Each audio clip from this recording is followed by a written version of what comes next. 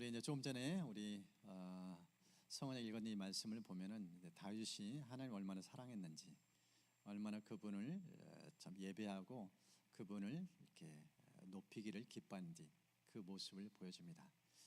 저희 교회는 이제 성도들과 함께 한 주 동안 성경을 이렇게 거의 한 권씩 읽고 또 주일날 되면 읽은 말씀을 다시 되새기면서 이 말씀해 주시는 은혜를 좀 마음에 새기는 그런 시간을 갖습니다. 지난 한 주 동안 우리의 역대상 말씀을 읽었어요. 아마 역대 읽으면서 역대상 1장부터 9장 읽으면서 세상에 이렇게 족속보가 많을까, 그럴 정도 많은 인물을 읽느라 고생 많았을 겁니다.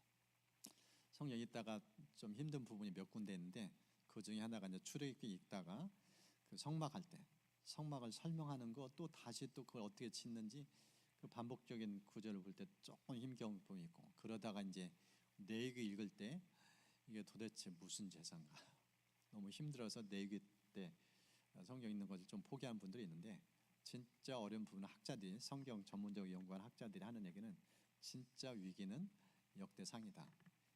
자그마치 역대상에는 1장부터 9장까지 족보 얘기예요. 거기 보면 1000여 명이 넘는 사람들이 등장해요. 처음 보는 사람이 너무 많고, 근데 이걸 왜 적어놨나 그럴 정도로. 그런데 그 족보에 대해서 연구하기 시작하면은 그것에는 깊은 메시지가, 영적 교훈이 담겨져 있어요. 특별히 이 역대상은 이제 포로기에 있던 이스라엘 백성들, 유다 백성들, 남유다 백성들이 이제 포로에서 70년 이제 생활을 하고 귀환해서 이제 고기에 정착해 왔는데, 이 고기에 왔는데 완전히 삶이 폐화돼서요. 미래가 안 보여요.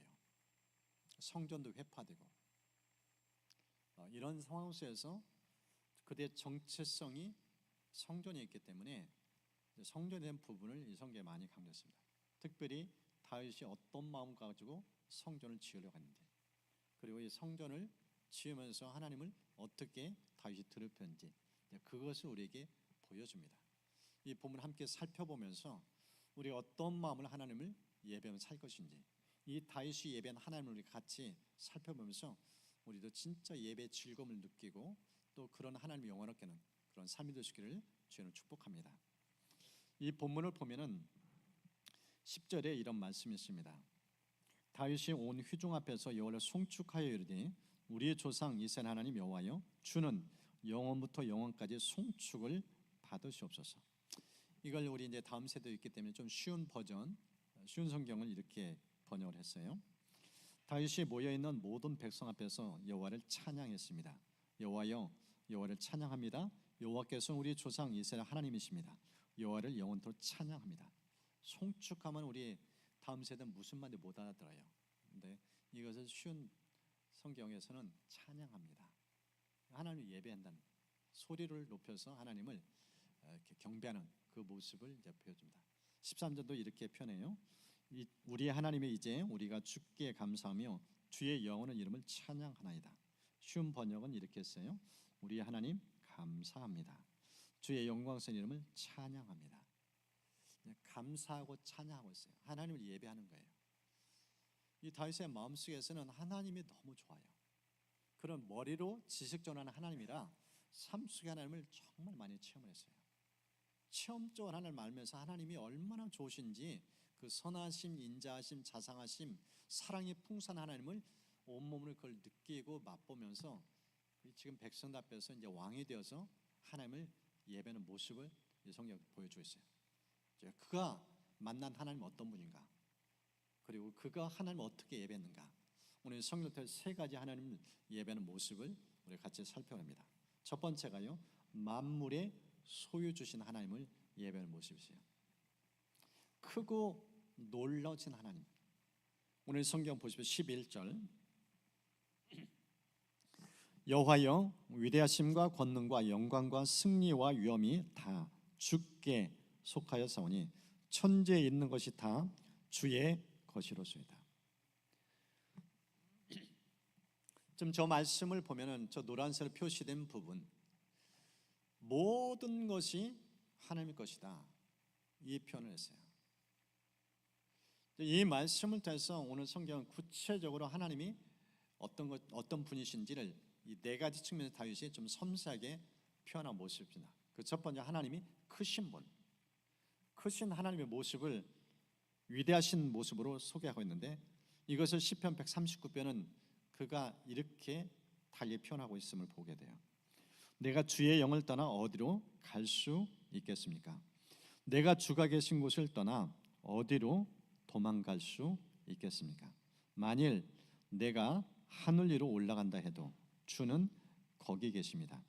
내가 깊은 곳에 눕는다 해도 주는 거기 계십니다. 하나님은 안 계신 곳이 없다는 거예요. 내가 하늘 꼭대기까지 올라가는데 거기에도 계세요. 그리고 땅속 깊은 곳까지 내가 가는데 거기에도 하나님 계신다는 거예요. 그 정도로 하나님은 크신 분, 위대하신 분, 이런 하나님으로 전 다윗은 알게 된 거예요. 또 하나 하나님 모습, 이 본문을 보니까 권능의 하나님을 소개하세요. 능력이 많으신 하나님의 모습입니다. 실제 성경에 시편 27편에 이렇게 표현했어요. 여호와는 나의 빛이시며 나의 구원이시니 내가 누구를 두려워하겠습니까? 여호와는 내 인생의 요새가 되시니 내가 누구를 무서워하겠습니까? 군대가 몰려와 나를 포위하여도 내 마음이 두려워 떨지 않을 것입니다. 나를 죽이려고 큰 군대가 전쟁을 일으켜도 내 마음은 더욱 든든할 것입니다. 아마 사람들이, 특별히 우리 부모님들, 전쟁을 경험한 우리 부모님들은 전쟁하면은 아마 자다가도 트라우마 생길 거예요. 전쟁 참혹함. 제가 어떤 한 분의 이제 그 얘기를 들었는데, 이번에 아버님은 6.25도 경험하고 월남 참전까지 하셨어요. 전쟁을 2번 몸으로 느낀 거예요. 자기 눈으로 사람 어떻게 죽어가는지 다 봤어요. 끔찍해요, 잔혹해요. 그것 때문에 아버지는 인생을 제대로 살지 못했어요. 삶이 폐허됐어요. 트라우마 때문에 정상적인 인생을 살지 못했어요. 그 영향이 자식에게 흘러갔어요. 아버지가 마음에 평화가 없어요. 안정함 누리지 못해요. 정상적인 인생을 살지 못해요. 이게 전쟁의 고통이에요. 지금 우리가 메소포타미아에서 듣고 있잖아요. 보고 있잖아요. 우크라이나 전쟁, 그리고 팔레스타인의 저 전쟁, 끔찍해요. 날마다 포성이 끊이지 않아요. 언제 죽을지 몰라요. 그런 상황인데 이 본문을 보면 다윗이 태어나요. 군대가 몰려와요. 엄청난 전쟁이 눈앞에 펼쳐졌는데 눈알을 깜짝하지 않아요. 왜 그런가? 하나님이 더 크시다는 거예요. 하나님이 더 능력이 많으신다면 능히 이 전쟁도 제압하고 자기를 보호해 줄 거라는 거예요. 그 정도로 하나님의 신뢰가 가득한 걸 보여줘요. 세 번째 본문을 보니까 영광, 승리, 위엄, 그 모든 것을 갖고 있는 최고의 하나님의 모습을 이제 보여줍니다. 이것을 시편 23편에 이렇게 표현했어요. 오 너희 문들아 머리를 들어라. 오 너희 영원한 문들아 활짝 열려라. 영광의 왕께서 들어가시려 한다. 누가 영광의 왕이신가? 힘세고 용맹스러운 여호와시다. 전쟁에 능한 여호와시다. 영광의 하나님을 어떻게 묘사했는가? 힘세고 용맹스러운 분, 전쟁에 능하신 분, 가장 높은 위엄, 그 하나님이라고 표현하고 있어요. 그리고 이 네 번째는 온 세상 만물을 지으시고 그 소유권을 갖고 계신 분, 그런 하나님을 표현합니다. 시편 24편에 이렇게 표현했어요. 땅과 그 안에 있는 모든 것이 여호와의 것입니다. 세상과 그 안에 있는 산은 모든 것이 여호와의 것입니다. 왜냐하면 여호와께서 바다 위에 땅을 세우셨고 물들 위에 그 터를 마련하셨기 때문입니다. 우리 눈으로 보는 모든 것, 우리 이 땅을 살면서 재산권 얘기 많이 하잖아요. 내 것이라고 찜하기도 하고. 그런데 모든 만물의 소유주는 하나님이에요. 하나님이 만드셨으니까. 하늘도 땅도 이 세상 천지 만물 모든 게 하나님께서 내 것이라고 말씀하고 있어요. 그런 하나님으로 지금 이 다윗은 표현하고 있어요. 너무너무 크셔요. 광대하셔요. 성전에 담을 수 없는 하나님이에요. 크고 높으신 분, 놀란 일을 행하시는 분. 근데 이런 하나님을 알면서 이 다윗에게 두 가지 특징이 있어요. 자신감이 넘쳐요. 자신만만해요. 여러분 사무엘상 17장 보십시오. 골리앗 3m 가까운 거인이에요. 근데 다윗은 그 정도 안 돼요. 아니, 부모 밑에 심부름하는 10대 소년이에요. 이스라엘은 군대를 나이로 끊었어요. 20세 이상 돼야 군대를 갈 수 있어요. 근데 그때 다윗은 아직 20세가 안 됐어요. 그러니까 집에서 아버지 심부름한 거예요. 전쟁터에 지금 징집돼서 이 블레셋 군대와 싸우러 갔던 형들 잘했는지 아버지가 심부름 보낸 거예요. 근데 가보니까 골리앗이 고래고래 소리를 지르면서 하나님을 조롱하고 이스라엘 백성들 그 위협 앞에 두려워 떨고 있어요. 40일 동안 전쟁 못하고 두려워 떨어요. 이 거인 골리앗 앞에서. 그때 다윗이 이 골리앗 입에 흘러나온 말을 들어요. 들으니까 하나님의 이름이 땅에 떨어지는 거예요. 하나님의 이름이 손상받아요. 다윗 속에서 불이 나요. 하나님의 이름을 모독을 해? 내가 믿는 하나님? 만군의 여호와 하나님? 너 오늘 잘됐다. 그리고 다윗이 손을 들어요. 사울에게 요청해요. 나 전쟁터로 보내주세요. 내가 싸우겠습니다. 사울왕이 말려요. 너는 군인도 아니다. 너는 아직 예순이다. 네가 저 백전백장에 백전백승하는 저 장수를 어떻게 이기냐. 처음에 말려요. 그때 다윗이 뭐라고 표현해요? 저 싸움 경력이 있어요. 사자 곰 제 손에 죽어놨어요. 그때 하나님이 저를 양을 치는 저 들판에서 나를 지켜주고 보호해 주셨어요. 저 골리앗 사자는 곰 짐승의 한 마리 저는 보입니다. 거인 골리앗이 아니라 짐승의 한 마리를 보인다는 거예요. 그러면서 그가 이렇게 표현합니다. 다윗이 골리앗에게 말했습니다. 너는 나에게 칼과 큰 창과 작은 창을 가지고 나오지만 나는 만군의 여호와의 이름으로 너에게 간다. 여호와는 이스라엘 군대의 하나님이시다. 여기 모인 모든 사람들에게 여호와께서는 자기 백성을 구하시기 위하여 칼이나 창을 쓰실 필요가 없다는 것을 알게 할 것이다. 싸움은 여호와의 것이다. 하나님께서 우리가 너희 모두를 물리쳐 이기도록 도와주실 것이다.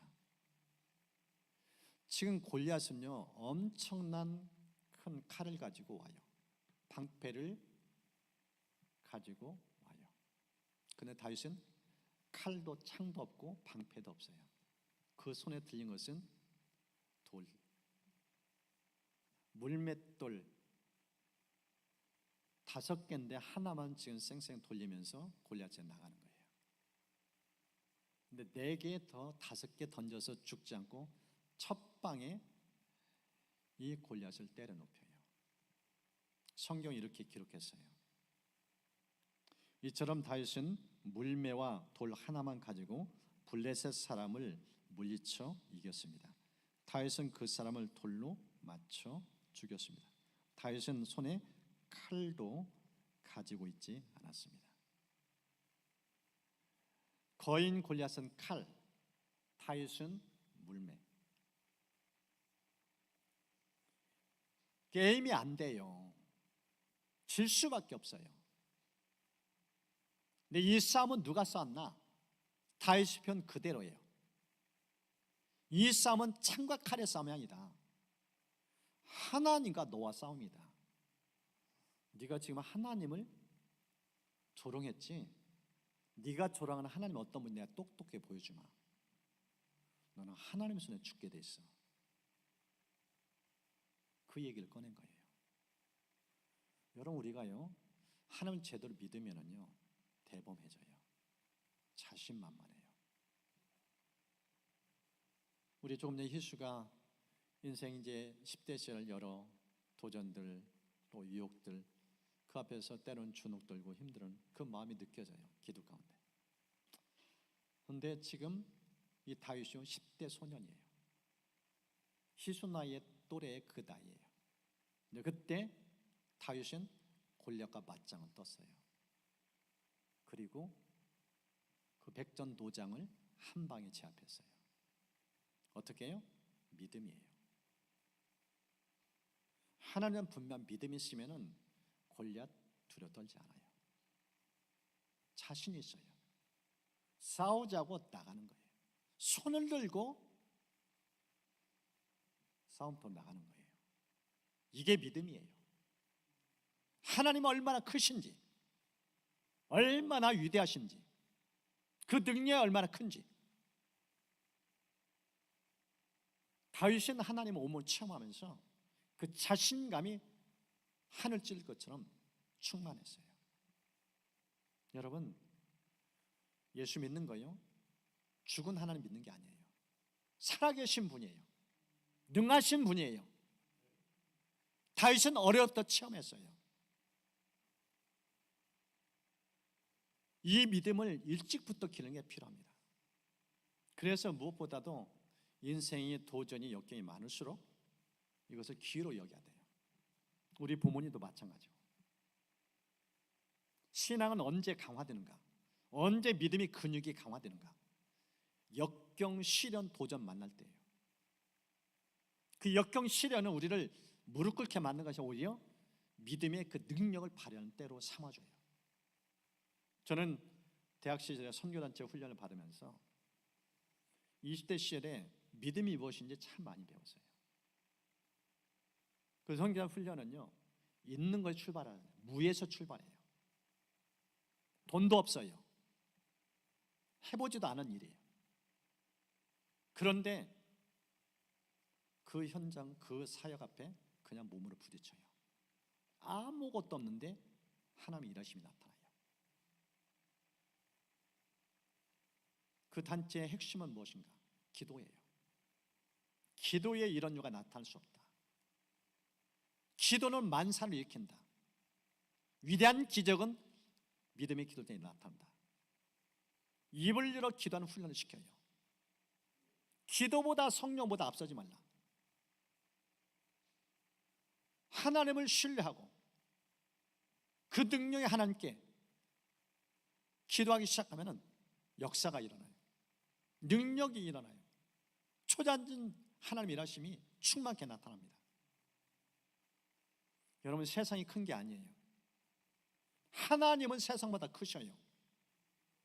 온 세상을 만드신 분이 하나님이에요. 그 하나님을 내가 제대로 알고 믿으면요 세상 어떤 것 앞에 두려 떨지 않습니다. 저 이런 삶이 그러나길 축복합니다. 자신감이 충만한 모습, 누구와 싸워도 밀지 않는 이 믿음, 이게 지금 다윗의 모습입니다. 두 번째는 만족감이에요. 하나님이 어떤 분이신지 이 크신 하나님을 제대로 알고 믿으면요 속에서 만족감이, 포만감이 형성돼요. 오늘 시편 23편 지금 5월달 암송하잖아요. 1절 말씀이 뭐예요? 여호와 하나님이 나의 목자가 되는 거예요. 그 결과 어떻게 되는가? 더 이상 바랄 게 없어요. 하나님이 알아서 다 챙긴다는 거예요. 하나님이 알아서 공급해 주신다는 거예요. 무엇을 먹을까? 무엇을 마실까? 쓸데없는 걱정하지 않아요. 여한이 없어요. 배불러요. 포만감으로 형성되는 거예요. 하나님을 제대로 안다는 게 얼마나 중요한지. 여러분, 그 은혜를 축복합니다. 제가 어떤 한 목사님의 그 간증을 들었어요. 집안이요 진짜 가난했더라고요. 이 가난한 가정 속에서 부모가 자식들을 키울 수 없어서 고등학교 졸업자가 집안에 없대요. 그 중에 이 막내는 대학을 가고 싶은 생각이 들어서 열심히 공부를 했어요. 그런데 이제 교회를 다니시면서 예수 알면서 어느 날 이제 강사님 오셔서 말씀하는데 이런 말씀을 전하는 거예요. 인생의 모든 문제 하나님께서 해결해 주신다. 특별히 새벽에 나와서 작정하고 하나님께 부르기 시작하면 하나님이 그 인생 책임져 주신다. 새벽 기도를 습관하라. 그래가지고 그 얘기를 듣고 이 고등학교 1학년짜리 아이가 3년 동안 새벽 기도 하루도 안 빠지고 했대요. 새벽 기도 어떻게 해야 될지 아는 게 들은 게 없으니까 졸리면은 성경책 펴서 있고 그러면서 3년 동안 성경을 100번을 읽었대요. 그런 믿음이 커가기 시작했어요. 대학 합격 증서가 나오고 이제 등록을 했는데 엄마는 돈 없으니까 합격의 기쁨이 있는데 돈 없으니까 너무 힘든 거예요. 대학 안 갔으면 하는 게 부모의 마음이에요. 지원해 줄 수는 없으니까.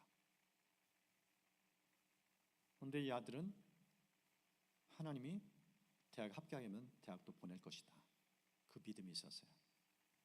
근데 아무리 기도도 없어요. 그래서 산에 가서 또 산기도 하러 갔어요. 근데 산길 하러 가는데 한 절을 지나요. 이 주지스님과 대화가 오가요. 그러면서 이제 본인은 산기도 하고 이제 내려와요. 그러면서 이제 이 스님이 또 물어본 거예요. 너 등록금 있느냐? 없어요. 얼마냐? 얼마입니다. 그거 내가 대줄게. 여러분, 스님이 대학교 등록금을 대줬대요. 그리고 이제 합격돼서 등록금 이제 줘서 이제 등록금 등록하고 학교를 다녀야 되는데 집이 멀어요. 학교까지. 이제 거처가 필요한데 또 기도로 갔어요. 또 그 기도하는 그 현장에 갔는데 또 스님이 또 물어보대. 너 대학 합격했다면서 학교 다니는데 너 어디서 먹고 살래? 저 아직 아무도 없어요. 그러니까 이 스님이 우리 절이 있다. 또 새롭게 지은 건물이 있으니까 여기서 살라. 이래가지고 대학 내내 그 절에서 먹고 자고 하면서 살았대요. 여러분, 스님이 대학 보내줬어요.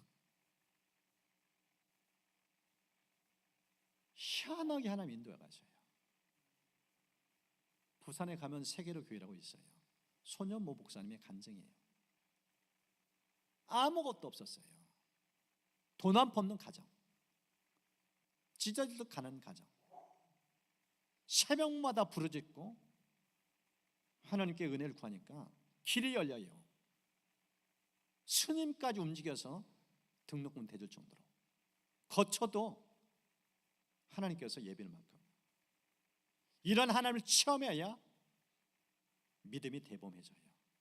자신만만하고 하나님께서 우리 모든 삶 속에 이런 역사를 축복합니다.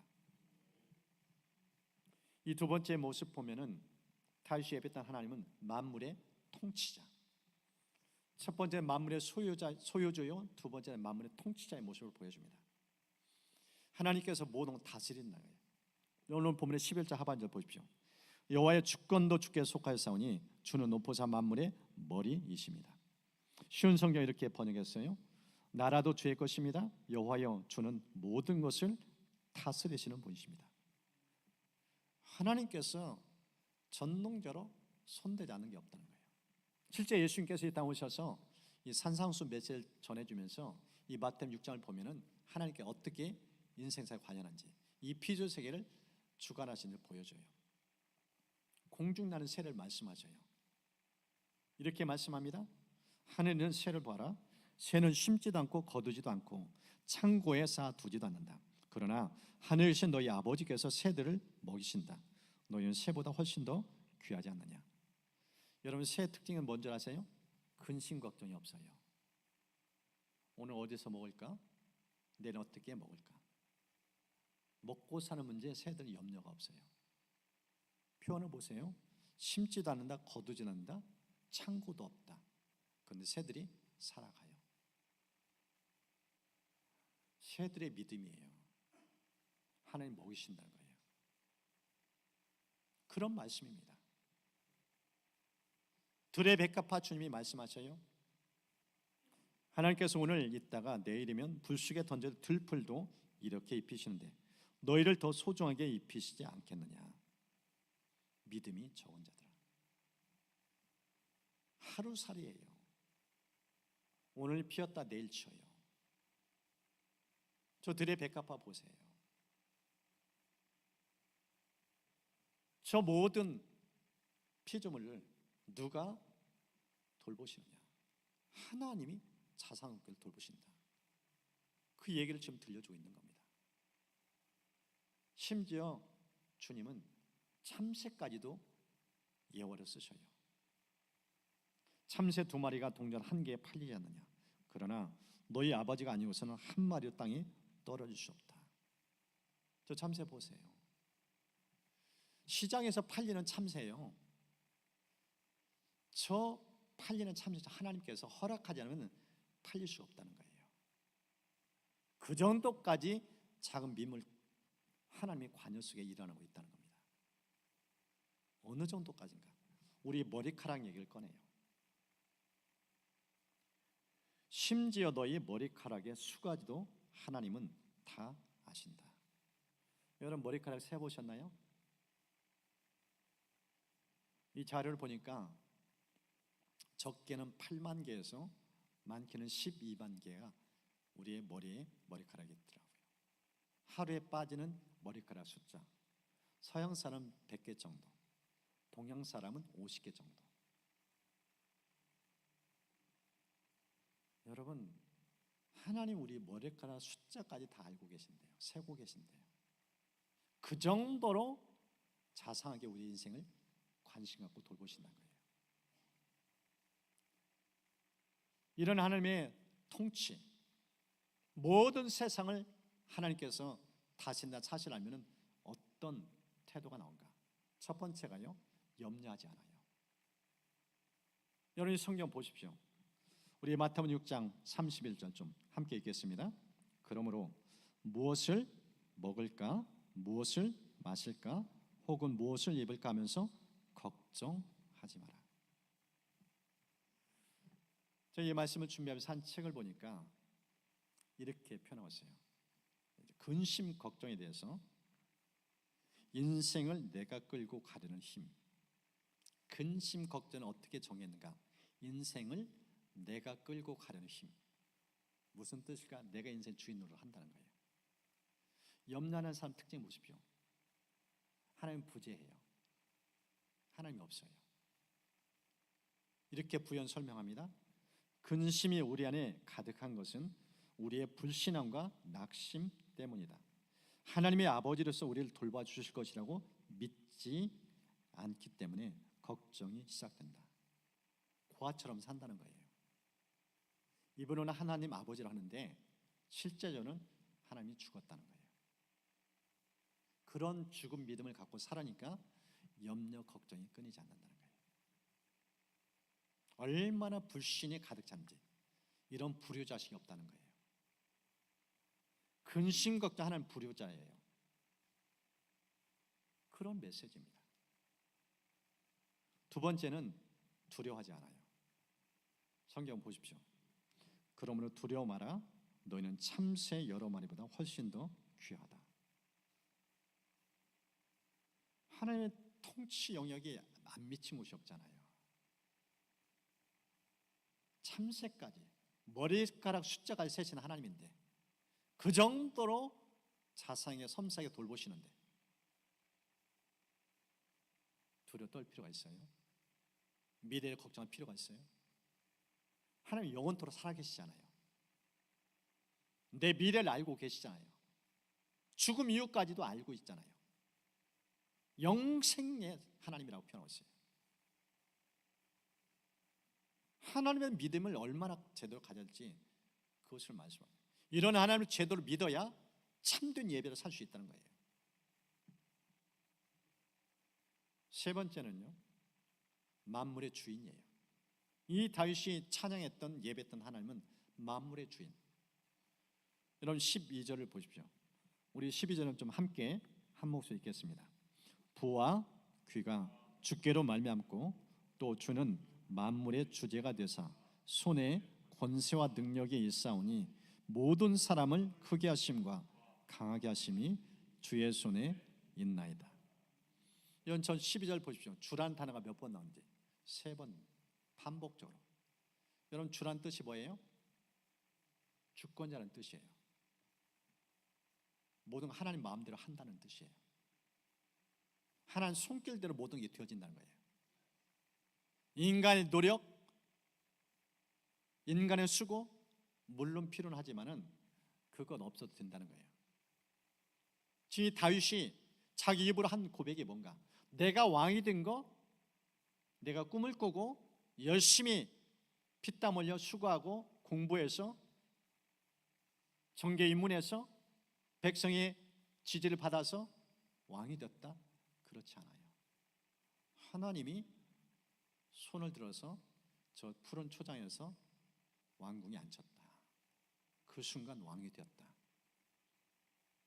하나님의 손길이 임하면 인생 뒤바뀐다. 달라진다.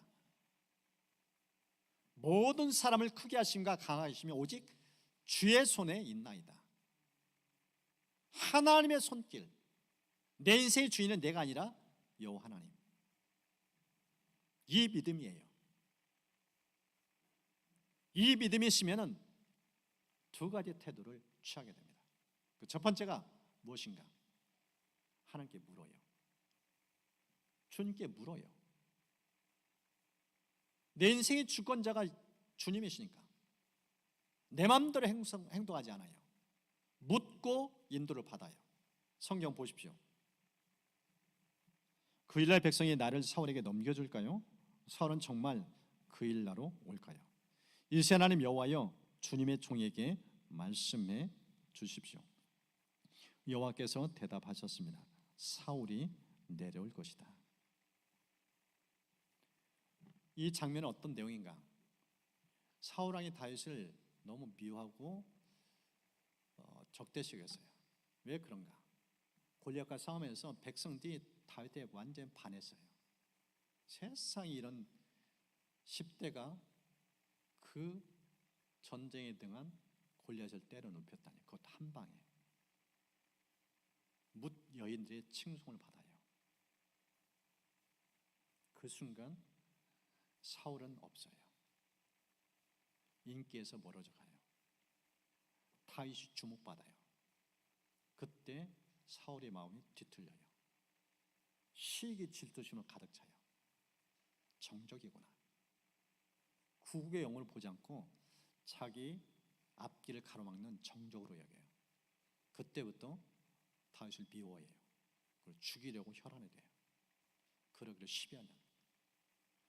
다윗은 늘 쫓기는 인생을 살았어요. 그 순간 피신처 한 곳이 이 그일라예요. 이 동네를 숨었는데 다윗이 하나님께 물어요. 하나님, 여기가 피신처, 여기 숨으면은 내가 안전할까요? 그걸 물어요. 그러면서 이 그일라 백성들이, 이 주민들이 내가 여기 숨은 것을 꼭꼭 숨겨줄 거야, 아니면은 사울에 오면 나를 내줄까요? 그것까지 구체적으로 물어요. 그 인도를 받는 장면이 본문입니다. 이게 다윗 삶의 특징이에요. 성경 여러 군데 다윗 하나님께 묻는 모습이 나타나요. 자꾸만 손 들고 물어요. 하나님 어떻게 할까요? 하나님 지금 이 상황 어떻게 할까요? 하나님 목자시니까, 다 알고 계시니까 그 하나님의 구체적인 인도를 받아요. 저도 하나님께서 예수 믿고 난 다음에 주신 은혜 가운데 가장 큰 은총이 물을 때 하나님께 답변하신다는 거예요. 신학교 갈 때도 하나님께서 제가 하고 싶은 신학교, 또 하나님께서 또 다른 학교도 또 인도하지 않을까 해서 이 두 학교를 놓고 기도하면서 하나님 어느 신학교를 가는 게 하나님 뜻일까요? 문 하나님께서 정확하게 말씀해요. 내가 가고 싶은 그 신학교 아니라 네가 갈 신학교는 여기다. 구체적으로 정확하게 말씀하셔요. 신학교 들어가서 이제 목회지를 놓고 기도할 때 하나님께서 다 아시니까 하나님께 물어요. 어디를 갈까요? 어떻게 할까요? 정확하게 말씀하셔요. 네가 갈 교회로부터 전화 오게 해라. 분명히 전화가 올 것이다. 여러분, 우리 하나님이 살아계셔요. 너무 자상하셔요. 여러분 부모가 여러분 도와주는 한계가 있어요. 부모도 한계 속에서 하루하루 살아가요. 부모를 의지하는 믿음은 진짜 믿음 아니에요. 어느 정도는 도울 수 있지만은 진짜 인생의 문제에 부딪히면은 부모도 못 도와줘요. 지금 다윗이 10여 년 넘게 광야로 쫓겨다닐 때 부모가 도와준다. 한 번도 도와준 적이 없어요. 하나님 그분이 도우셨어요. 여러분, 우리 다음 세대의 우리 친구들 어려서부터 일찍부터 하나님께 묻는 습관을 가지고 축복합니다. 물을 때 하나님께서 어떻게 말씀하시는지 그걸 들을 수 있는 귀가 열리시를 축복합니다. 하나님은 살아계셔요. 기도에 반드시 응답하셔요. 아무것도 없어도 돼요. 부모가 전혀 도우시는 그런 상황이 될 수도 있어요. 저는 신학교 4년 동안 8학기 등록금 부모가 한 번도 도와준 적이 없어요. 교회는 큰 교회 같지만은 교회에서 장학금 한 푼도 없었어요. 오직 기도, 오직 금식. 하나님 살아계셔요. 지금도 하나님 일하셔요. 우리 하나님은 우리의 모든 필요를 등에 채우시는 분이에요.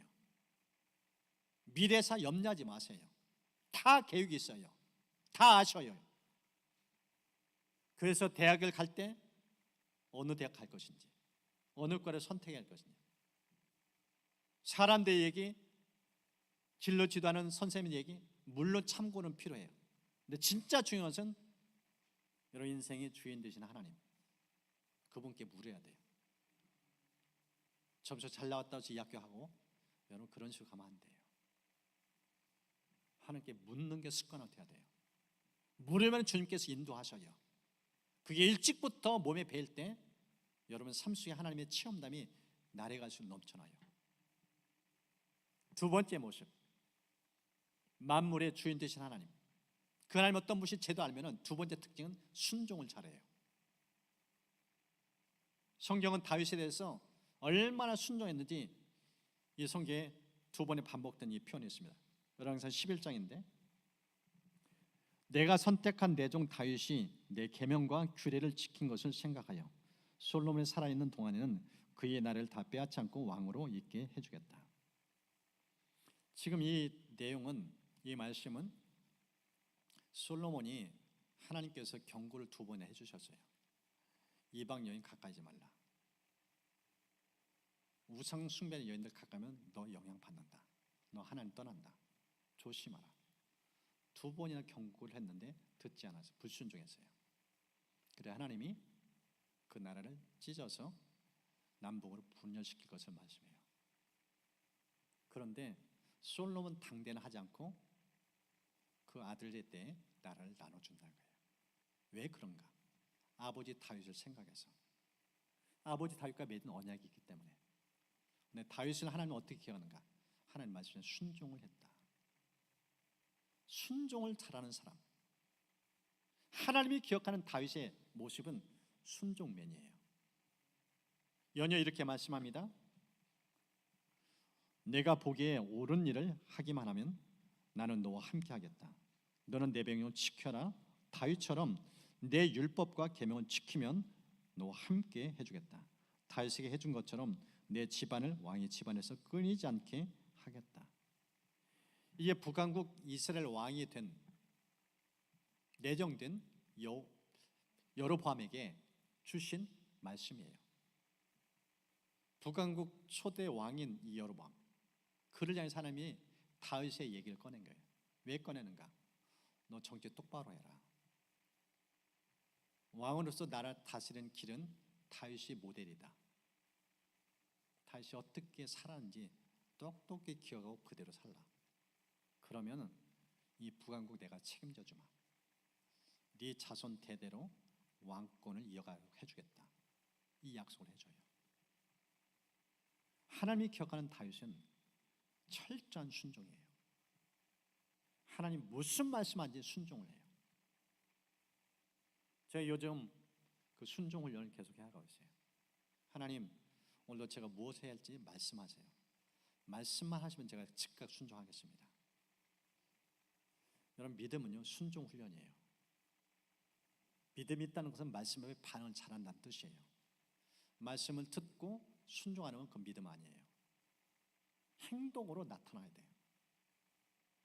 갈릴리 가나 혼인잔치 기적은 어디에 있었는가? 순종부터 일어났어요. 물던 하인들이 예수님의 말씀하자 순종했어요. 그러니까 물이 포도로 바뀐 거예요. 우리 인생사 기적은 어떻게 일어나는가? 말씀은 듣는 끝나지 않아요. 들은 말씀에 즉각 순종할 때, 그때 변화도 역사도 일어납니다. 저 일하는 삶 속에서 살아계신 하나님, 능력의 하나님, 기적의 하나님 어떻게 맛보고 누릴 수 있는가? 말씀을 듣고 즉각 반응하라는 거예요. 오늘 들었으면 이번 주에 그 말씀을 즉각 시행하라는 거예요. 그럴 때 역사가 일어나요. 능력이 나타나고요. 우리 성경은 우리의 중요한 이 세 가지를 강조했어요.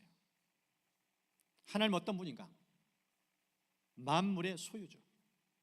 이 세상 모든 만물을 하나님이 만드셨고 소유주가 하나님이시다. 그 하나님을 믿고 그 하나님을 알면은 어떻게 되는가? 자신감이 넘쳐요. 만족감이 가득하고요. 두 번째 모습은 하나님이 만물의 통치자예요. 저 들에 핀 백화파, 공중나는 새, 심지어 내 머리카락까지도 채시는 분, 그럴 정도 자상하게 모든 인생사에 피조세에 관여하셔요. 그러니까 염려하지 않아요. 두려워 떨지도 않고요. 마지막 세 번째, 하나님이 내 인생을 주관하신다. 내 인생 크게 잘 되어가는 비결은 내가 땀 흘려 수고감도 있지만 진짜 중요한 것은 하나님 손에 좌우된다. 하나님 손이 임해야 내 미래가 열린다. 그 얘기를 꺼낸 거예요. 그래서 다윗은 끊임없이 하나님께 물은 거예요. 하나님 코칭이 필요하니까. 그럼 말씀하자마자 즉각적으로 반응해요. 우리 교회에 속한 모든 성도님, 우리 다음 세대 자녀는 물론 부모 모두까지 이 영광 장로교회 하면 하나님 말씀에 즉각 반응한다. 끊임없이 삶 속에서 그 능력을 체험하고 있다. 이런 놀라운 소문이 퍼질 수 있게 축복합니다. 진짜 하나님이 위대하신 분이에요. 제가 지금 읽고 있는 한 책은 저 강남 성모병원, 이제 서울 성모병원 바뀌었는데 이 정신건강의학과 교수님이에요. 이분은 37년간 이 정신질환에 치달리는 환자들, 이 진료 건수만 40만 건이 넘더라고요. 그 데이터를 분석해서 인생 어떻게 하면 행복하게 살 것인가, 그걸 책으로 써낸 거예요. 근데 그 책 중에 이런 부분이 있습니다. 2012년부터 긍정적으로 실천하는 사람들의 모임인 옵티미스트 클럽을 운영하고 2016년에는 긍정을 배우고 확신하는 긍정학교를 설립해 삶에서 긍정성을 높이기 위한 여러 방법들을 지금 알리고 소개하고 있대요. 이러면서 이분이 이런 말을 합니다. 긍정은 흔히 말하듯 무턱대고 좋게 생각하는 것이 아니라는 것, 좋지 않은데 좋다고 생각하는 왜곡에 불과하다. 수많은 자기 개발서가 외치듯 좋게 생각하면 다 잘 된다. 이것은 진정 긍정이 아니라는 겁니다. 그러면서 긍정의 참뜻을 이렇게 설명했어요. 긍정의 참뜻은 그렇다고 인정하는 것이다. 있는 그대로 받아들인다는 뜻이다. 다시 말해 진짜 긍정은 삶에서 일하는 일을 현실적으로 바라보고 있는 그대로 받아들이며 그런 중에 내가 할 수 있는 일을 찾아가는 것이다. 저는 이 글을 보면서 믿음을 좀 떠올렸어요. 여러분, 믿음은요, 하나님 있는 그대로 보는 거예요. 지금 다윗이 왜 이렇게 믿음이 크게 쓰임 받았는가? 하나님 어떠면 정확하게 보았어요. 제대로 봤어요. 하나님 좋으신 분일 거다 추측하고 상상하고 긍정적으로 된다, 확신된다, 이런 식으로 한 거 아니에요. 실체예요. 하나님 만물의 소유주, 하나님 통치자, 인생의 주권자, 정확한 이 팩트를 알고 그 하나님을 인식한 거예요. 있는 모습 그대로 하나님을 여과 없이 그대로 내면에 수용했어요. 그러니까 그 내면 속에 그 믿음이 가득 찼어요. 하나님을 제대로 알고 믿으니까 삶이 긍정이에요. 적극적이에요. 저돌적이에요. 여러분 삶 속에 믿음의 확장성, 믿음의 도약, 하나님의 실체를 제대로 이해해야 됩니다. 진짜 내가 믿는 하나님이 어떤 분이신지 이걸 정확히 똑바로 보기 시작하면요, 믿음의 날개가 제대로 펴져요. 비상하게 되어져요. 하나님에 대한 무지가 인생을 추락하게 만들어요. 이제 들은 말씀 앞에 우리 찬양하면서 기도로 나아가겠습니다.